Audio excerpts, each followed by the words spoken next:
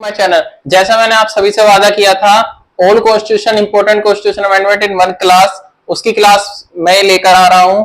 सारे जो जितने भी इंपोर्टेंट कॉन्स्टिट्यूशन अमेंडमेंट है सब इस क्लास में अवेलेबल होंगे पूरी डिटेल के साथ। जिसको इस क्लास की पीडीएफ चाहिए वो टेलीग्राम ज्वाइन कर लेना, इस क्लास की पीडीएफ आपको उसमें मिल जाएंगी। ठीक है, चलिए स्टार्ट करते हैं।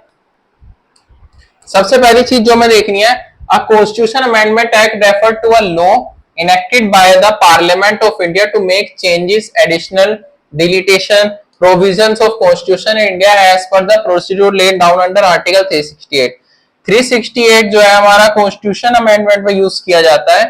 और इतना जरूर याद रखना, 368 मेकिंग ऑफ स्टेट या वो उसमें इसमें सिंपल मेजोरिटी यूज होती है, उसमें अमेंडमेंट यूज नहीं होता। ठीक है, अब हम आते हैं, जैसे दो तरह के अमेंडमेंट होते हैं, सिंपल मेजोरिटी,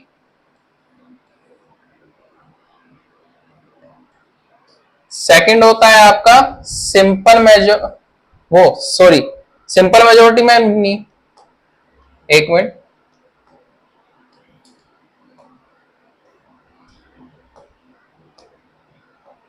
थ्री 368 होता है आपका स्पेशल मेजोरिटी। पहले 368 का बता रहा हूं मैं, उसके बाद होता है आपका special majority plus half of state, half of state ratification, यानी आपका 2/3 वोट प्लस 50% स्टेट रेटिफिकेशन, ये आपका स्पेशल मेजोरिटी में आता है। इसमें आपका 2/3 आता है। ठीक है, ये होता है आपको कॉन्स्टिट्यूशन अमेंडमेंट प्रोसेस करने का जरिया। ठीक है, और जो फिर होता है कि स्पेशल वो सिंपल मेजोरिटी,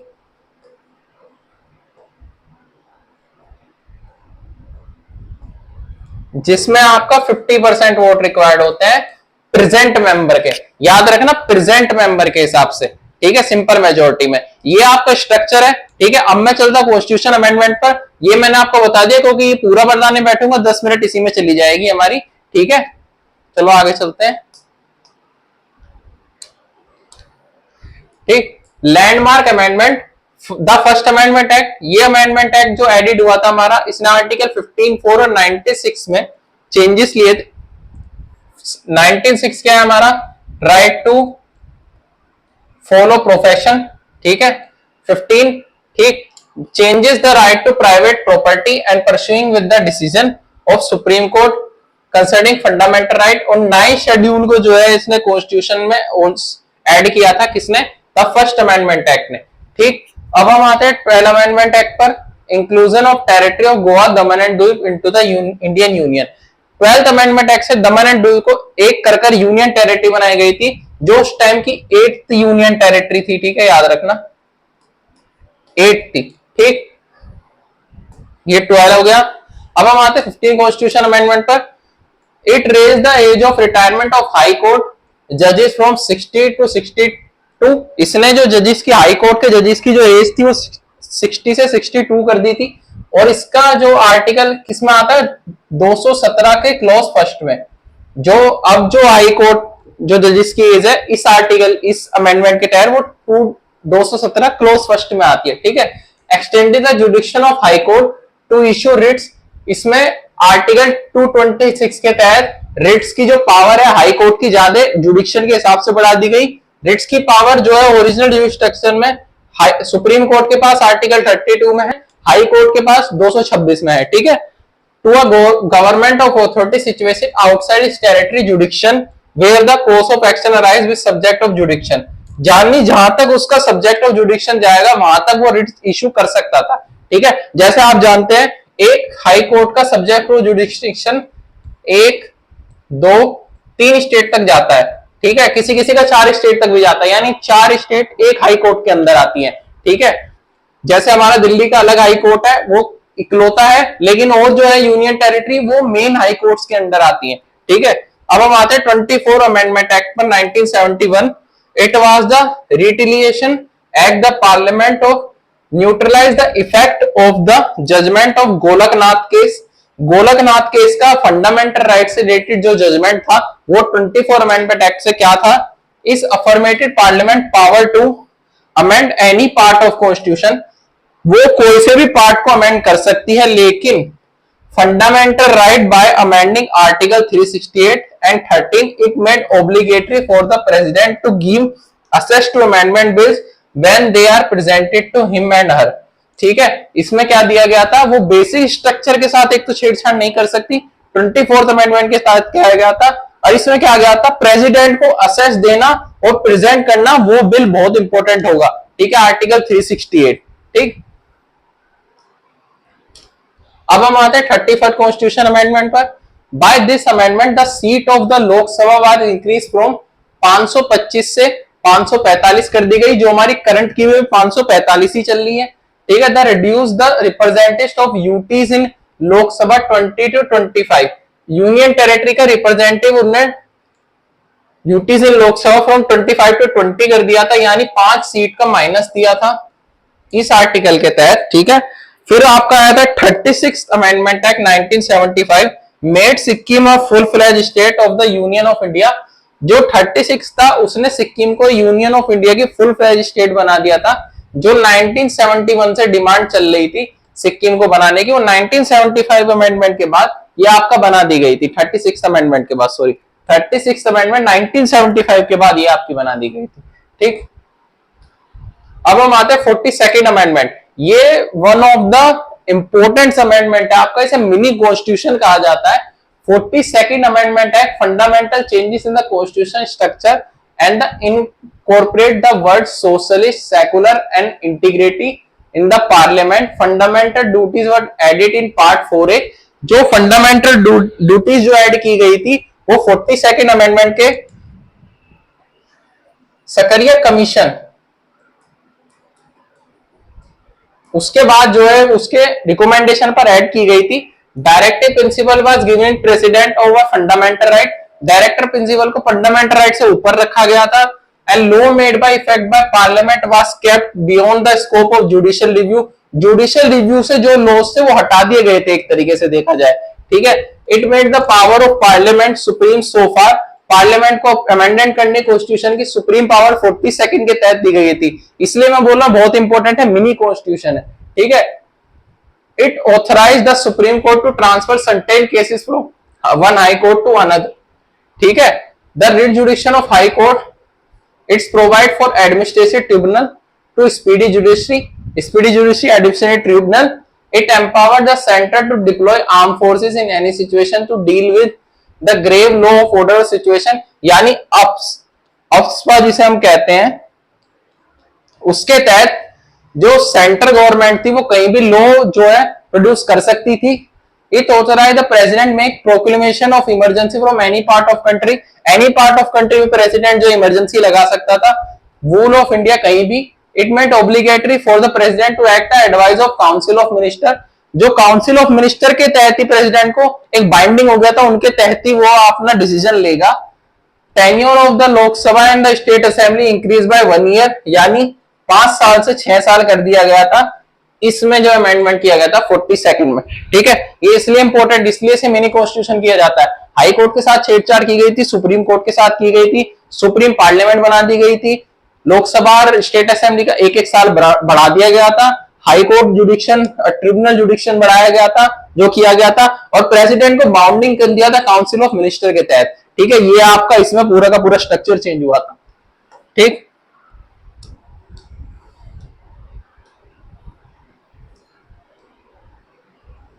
अब आते हैं 44 अमेंडमेंट के तहत। ठीक है, the amendment was brought by the Janata party government which repealed some of the changes of 42nd। 42nd में जो हुआ उसे 44 के तहत बिल्कुल उलटा किया गया, बिल्कुल पलट दिया गया। ठीक है, few and provide alternation, right to property was taken away from the list of fundamental right. Right to property जो था फंडामेंटल राइट, यानी 19(1) के तहत जो था वो राइट रिमूव करके 300A में डाल दिया गया। Ordinary legal right constitutionally and proclamation of emergency by president could be question in court of ground of malafide. 42nd amendment act made in immune for judicial review.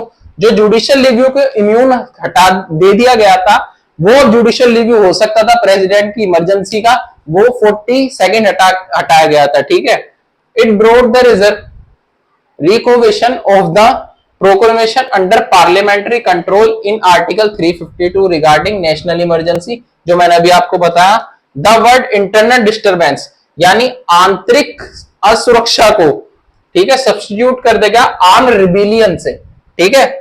It authorise the president to refer back the advice to the council of minister.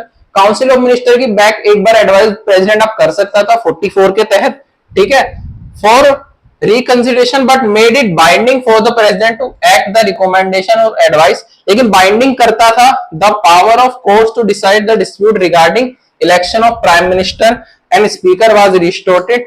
यानी कि जो पहले prime minister का जो क्या बोलते हैं election void और नल करने का जो अधिकार था वो सुप्रीम कोर्ट से छीन लिया गया था, वो उसे वापस दिया गया, ठीक है।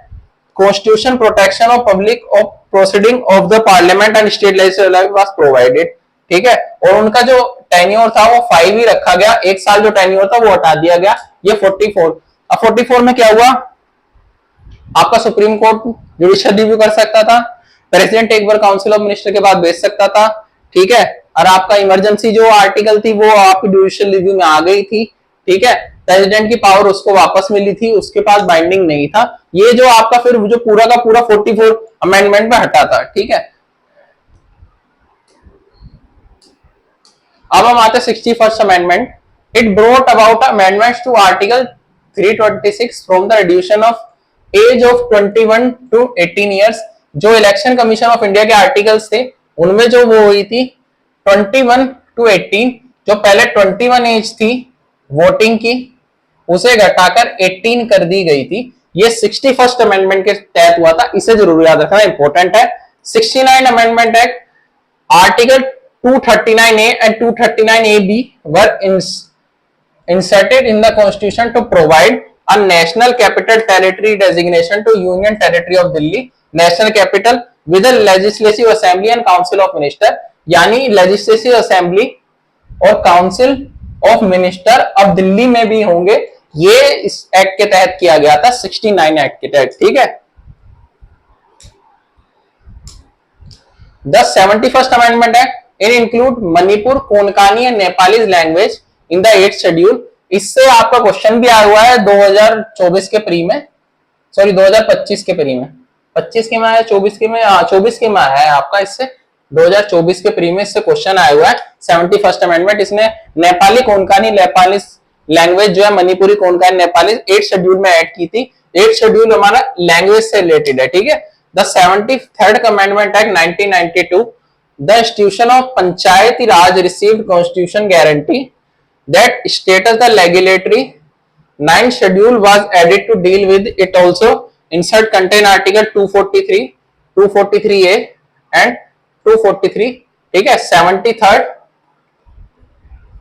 और 74th ये पंचायत और म्युनिसिपैलिटी से रिलेटेड है, जिन्होंने आर्टिकल ये ऐड किए थे इसमें, ठीक है। और पंचायत को इससे एक कॉन्स्टिट्यूशन वो मिल गई थी, ठीक है। ये 73rd है, ठीक। अब चलते हैं आगे 81 amendment act 16(1) of constitution added a new clause 4B after 4A to article 16(1) of constitution. The new clause 4B and 50% ceiling reservation of schedule casted and schedule tribe and other backward class in background vacancies. Backlog vacancy में जो आपका 50% reservation है वो 81 article amendment के तहत डाला गया, 2000 में हुआ था, ठीक है। जो अदर बैकवर्ड का 50% है शेड्यूल ट्राइब्स का, वो इससे रिलेटेड है। द 82nd अमेंडमेंट एक्ट, ये इसके बाद हुआ था तुरंत। The amendment restore the relaxation of qualifying marks and standard of evaluation in both job reservation and promotion to a schedule casted and schedule tribes which was set aside by a Supreme Court judgment in 1996, ठीक है। ये भी इसी से related था। अब हम आते हैं 86th amendment act 2002 added a new article 21A after article 21 which make the right to education for children age 6 to 14 years a fundamental right to substitute article 45 जो आर्टिकल आपका डीपीएसपी से उठाया, direct the state of Endeavour to provide early childhood care and education for all children until they complete age of 6 year, added a new fundamental duty of part 4 article 15A of constitution। fundamental duties इससे add की गई, ठीक है। और इससे आपका जो 6th 6 साल तक के बच्चे को जो है अर्ली चाइल्डहुड केयर एजुकेशन दी गई और 6 to 14 को राइट टू एजुकेशन कंपलसरी की गई आर्टिकल 21A जो है आपका 86 कॉन्स्टिट्यूशन अमेंडमेंट 2002 में जोड़ा गया। ये भी बहुत इंपॉर्टेंट है आपका, ठीक है। 91 constitution amendment 2030 amendment limit size of minister of centre of state according the new clause 1A the total number of minister including the prime minister is union council is minister is chief minister state legislative assembly shall not be accessed 15%। यानी कि आपका जो total 545 मान लो total seat है तो उसका 15% से above council of minister नहीं होंगे, यानी 65 to 71 के बीच में, आपसे इससे ऊपर नहीं होंगे, ठीक है। और आपका जो है the total member of Lok Sabha in centre and Vidhan Sabha is state the new clause 1B article 75 provide that a member of either house of parliament belonging any political party who is disqualified for being member of that house of ground of defection shall also be disqualified to be appointed as the minister under clause article 75 164 until again elected. However, the number of minister including the chief minister state shall not be less than 12. smaller state like Sikkim, Mizoram और गोवा, सिक्किम मिजोरम और गोवा में 12 से नीचे ही नहीं होना चाहिए। और जो आपका 10th schedule anti defection law उसके तहत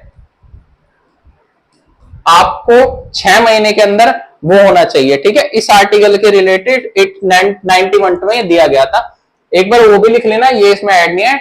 52nd अमेंडमेंट एक्ट जरूर देख लेना, वो इसमें लिख के नहीं लाया हूं, इंपॉर्टेंट है आपका एंटी डिफेक्शन लॉ से रिलेटेड, ठीक है। 101 amendment act 2016 introduce the good and service tax, GST जो है 101 अमेंडमेंट के तहत आया था। This amendment fundamentally restored taxation framework aiming to create unified national market goods and services GST जो है इसके तहत आया था 101 अमेंडमेंट एक्ट 2016, ठीक है। 102 amendment act 2018 granted constitution state national commission of backward classes NCDC the amendment inserted article 34A into the constitution article 38 deal with the structure duties and power of article 342 empower the president notify the list of socially education backward classes for any state or union territory। President को power देता है वो किसी भी आपका schedule commission backward classes से related कुछ भी ऐड कर सकता है या रिमूव कर सकता है, ठीक है।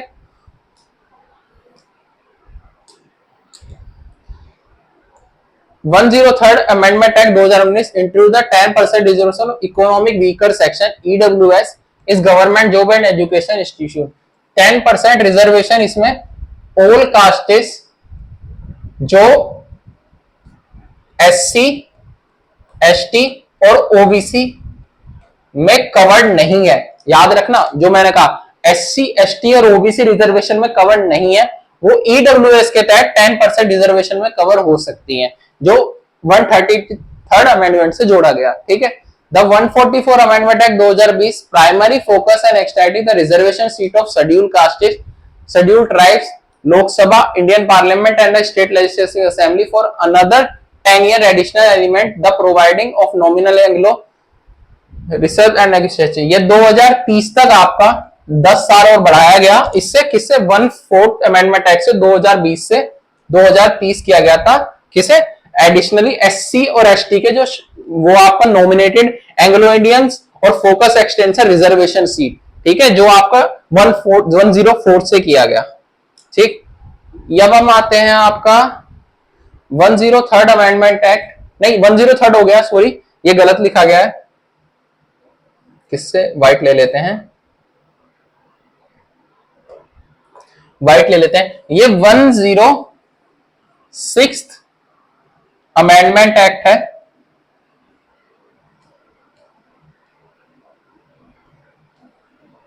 एक्ट है 2023, ये 2023 है, इसे 2019 को रिमूव कर कर 2023